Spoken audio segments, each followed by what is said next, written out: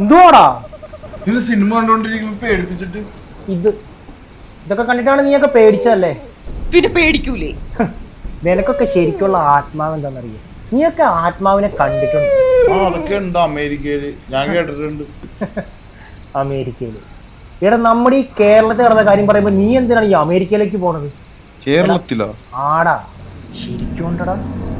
രാത്രിയിടയിലെ നിലാവ് അസ്തമിച്ച് കിടക്കുന്ന വഴിത്താരകളിൽ നടക്കുമ്പോൾ നമ്മുടെയൊക്കെ പിന്നിലുണ്ടാകുന്ന ചെറിയ ഇലയനക്കങ്ങൾ, ചെറിയ ചുള്ളിക്കമ്പൾ ഒടിക്കുന്ന ശബ്ദങ്ങൾ, നമ്മൾ പോലും കേൾക്കാതെ കേൾക്കുന്ന ചിലങ്കയുടെ മുഴക്കങ്ങൾ, അതൊക്കെ ആത്മാവിൻ്റെയാണ്. ആത്മാവൊക്കെ വരുമ്പോൾ നമുക്ക് ഇതുവരെ അറിയാത്തൊരു ബന്ധം വരും. ഇതൊക്കെ നിങ്ങൾക്ക് അറിയണമെന്നില്ലേ? അനുഭവിക്കണമെന്നില്ലേ? ഇത് ഞാനിപ്പോൾ വായിച്ചുകൊണ്ടിരിക്കുന്നൊരു പുസ്തകമാണ്. നമ്മുടെ രോഹിത് എഴുതിയ ആത്മാക്കൾ പറയാൻ പറ്റും. എടാ, ഇതൊരു പുസ്തകം മാത്രമല്ല, ഇതിനുള്ളിൽ പറയുന്നത് ഒരു യഥാർത്ഥ സോളിനെ കുറിച്ചാണ്, ആ സോൾ പ്രസൻസിനെ കുറിച്ചാണ്.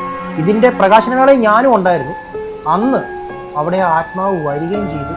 ഈ ഇരിക്കുന്ന ഞാനടക്കം അതിന് സാക്ഷികളുമാണ്. വിശ്വാസമില്ലെങ്കിൽ നീയൊക്കെ ഒന്ന് വായിച്ചു നോക്ക്.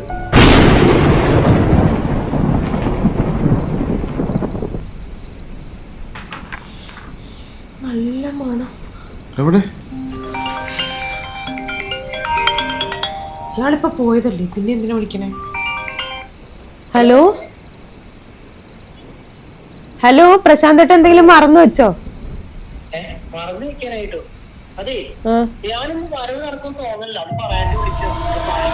അതിനിടയ്ക്ക് എന്റെ വണ്ടിയുടെ ടയറും പഞ്ചറായി. ഞാൻ ഒരു പഞ്ചറാറൊക്കെ ഇറക്കുന്നേ. ഇപ്പൊ എവിടെയാ പ്രശാന്ത് ഏട്ടൻ? Hello hello